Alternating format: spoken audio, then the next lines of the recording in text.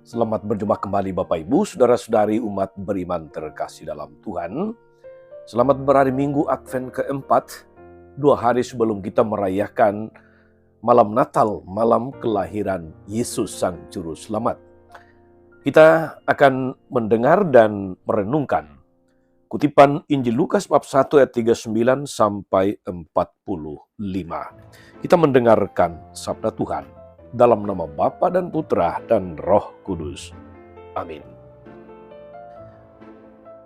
Berapa hari sesudah kedatangan malaikat Gabriel, berangkatlah Maria bergegas menuju ke sebuah kota di pegunungan Yehuda. Lalu ia masuk ke rumah Zakaria dan memberi salam kepada Elisabet. Ketika Elisabet mendengar salam Maria, melonjaklah anak yang dalam rahimnya, dan Elisabet pun penuh dengan Roh Kudus, lalu berseru dengan suara nyaring, "Diberkatilah engkau di antara semua perempuan, dan diberkatilah buah rahimmu. Siapakah aku ini sampai ibu Tuhanku datang mengunjungi aku? Sebab pada saat salammu sampai ke telingaku, anak yang dalam rahimku melonjak kegirangan. Berbahagialah ia yang percaya bahwa apa yang dikatakan kepadanya dari Tuhan akan terlaksana."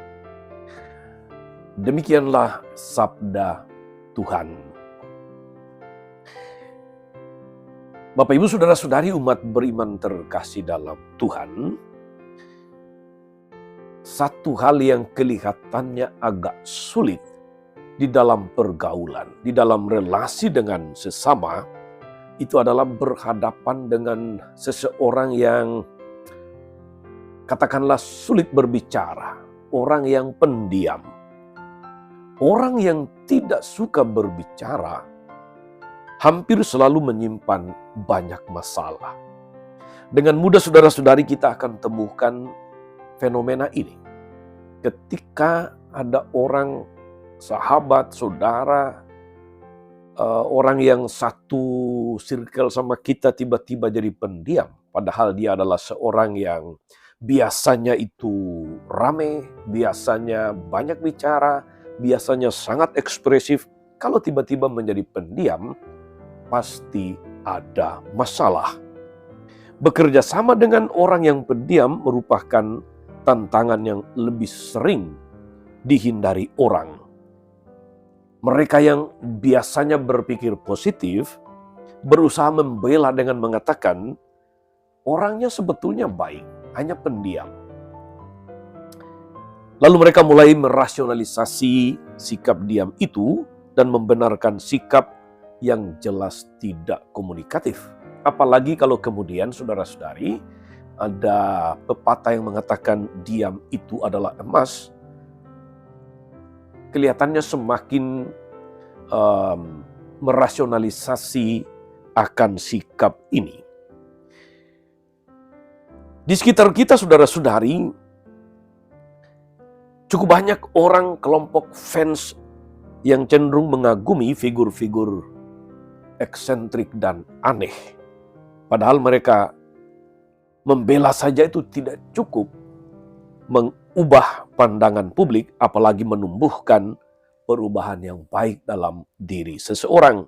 Orang yang pendiam sebaiknya belajar berbicara. Saudari-saudara umat beriman terkasih, kalau di gereja kita semua orang pendiam, maka tidak akan ada ekspresi dan keterlibatan apapun. Iman kita mesti diungkapkan. Seperti halnya hidup bersama kita mesti diwarnai oleh komunikasi, diwarnai oleh perbincangan, diwarnai oleh sapaan, diwarnai oleh kebersamaan. Oleh karena itu, akan berarti bagi kebersamaan iman bila kita belajar bicara satu sama lain atau satu kepada yang lain.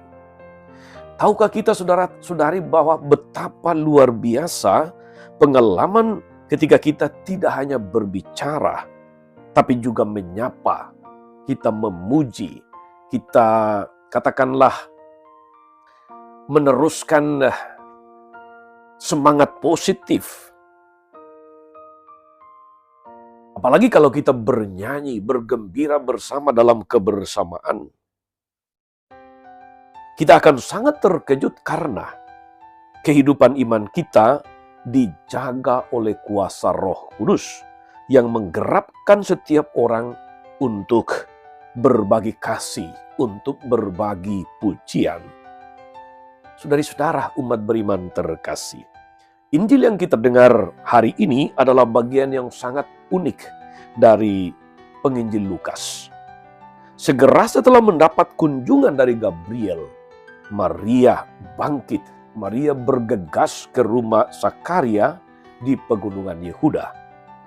Sebuah perjalanan jauh yang tidak bisa ditunda-tunda lagi. Dan Maria bukan pertama-tama menemui Sakaria, melainkan Elisabet. Ketika sampai di sana, Maria lebih dari sekedar memberi salam kepada Elisabet, menyapa dan mendekatkan kepada dirinya. Sebuah ikon melukiskan mereka berpelukan, dan ketika Elisabet menyadari bahwa Maria mengandung Tuhan, mengandung Yesus Sang Juru Selamat dalam rahimnya, maka bayi Yohanes Pembaptis yang ada dalam rahim Elisabet pun melonjak kegirangan. Maria mungkin bukan sosok yang sangat dalam tanda kutip pendiam. Ia tidak tahan untuk berbagi sukacita. Saudari-saudara, kehadiran dan ekspresi kehangatan Maria membuat Elisabet memuji. Diberkatilah engkau di antara semua perempuan dan diberkatilah buah rahimmu. Dua orang ibu sosok besar dalam sejarah ini mengungkapkan sukacita dan menunjukkan apa artinya percaya. Tentu percaya kepada Tuhan dan penyelenggaraannya. Hanya sebentar kemudian sesudah bagian yang kita dengar hari ini, Maria akan bernyanyi memuji kebesaran Allah dengan kidung yang terkenal itu sebagai kidung Maria. Sapaan, pembicaraan, pujian dan nyanyian, dengan apalagi saudara-saudari manusia bisa mengungkapkan iman sepenuh itu. Pekerjaan Allah tidak mungkin disembunyikan, apalagi disimpan sendiri dalam hati. Roh Kudus akan menggerakkan dan membuat orang atau membuat siapapun berbagi.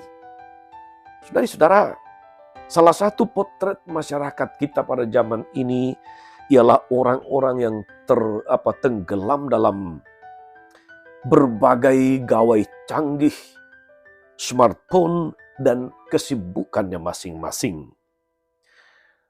Potret ini meski sudah berkali-kali dipakai untuk menyindir, masih juga terjadi di sekitar kita. Orang-orang memasang earphone di telinga mereka, entah untuk mendengarkan musik atau berbicara dengan seseorang di telepon. Menunjukkan alangkah sempit dunia setiap orang. Ada pula orang yang wajahnya tanpa ekspresi, tidak bereaksi ketika disapa, menunduk atau menerawang padahal sedang berada di tengah keramaian, cenderung terlalu eksklusif, bergaul dengan orang-orang tertentu saja, atau menciptakan gambaran diri yang tidak ramah. Apakah semua ini hanya penyakit psikologis? Mungkin saja bukan. Jauh di lubuk hati, kesulitan berelasi itu adalah persoalan iman. Percaya kepada Tuhan namun tidak percaya kepada manusia lain, itu juga adalah sebuah kekeliruan. Sebaliknya, karya Roh selalu melibatkan sebanyak mungkin orang. Saudari-saudara, umat beriman yang diberkati Tuhan, Nabi Mika yang hidup pada tahun 750 sampai 700 tahun sebelum Yesus, kurang lebih sesaman dengan Nabi Yesaya, dan nubuatnya yang kita dengar dalam bacaan pertama hari ini juga mengacu kepada kedatangan seorang raja. Raja ini akan menjadi besar sampai ke ujung bumi dan dia menjadi damai sejahtera. Akan tetapi, Nabi Mika menyebutkan bahwa raja besar ini berasal dari Betlehem di sekitar atau di wilayah Efrata. Disebut sebagai orang terkecil disebut sebagai yang terkecil di antara Yehuda. Betlehem yang berarti rumah roti dinamai demikian karena ladangnya yang subur. Bahasa Mika ini secara puitis melukiskan Yesus yang akan lahir dari seorang perempuan dan sekaligus dari keabadian. Yang ilahi. Gambaran ini merujuk kepada figur Maria yang kelak mengandung Yesus, Sang Damai Sejahtera. Saudari-saudara, umat beriman terkasih dalam Tuhan. Seandainya kita adalah seorang ibu yang sedang mengandung, akan seperti apakah rasa percaya yang mau kita bagikan kepada orang lain, orang-orang di sekitar kita. Apalagi kalau yang kita bawa kemana-mana dalam diri kita itu adalah Yesus. Berelasi dan berkomunikasi secara inklusif, merangkul dan mendekatkan orang lain pada kita, itu adalah bukti bahwa kita pantas disebut sebagai orang-orang yang berbahagia karena percaya. Maria disebut berbahagia oleh Elizabeth karena telah percaya bahwa karya besar Allah sedang terwujud di dalam diri mereka. Mereka saling menyapa, mereka saling mengunjungi, mereka saling berbagi kasih, mereka memuji Tuhan sebab iman itu selalu membahagiakan. Saudara-saudari, umat beriman yang diberkati Tuhan. Hari ini kita diingatkan bahwa tidak ada gunanya membela sikap diam. Iman kita mesti diungkapkan. Kita perlu berbicara, kita perlu menyapa, bahkan bernyanyi dan mengalami roh Tuhan dalam sikap iman yang merangkul lebih banyak orang. Sebab memuji itu adalah percaya.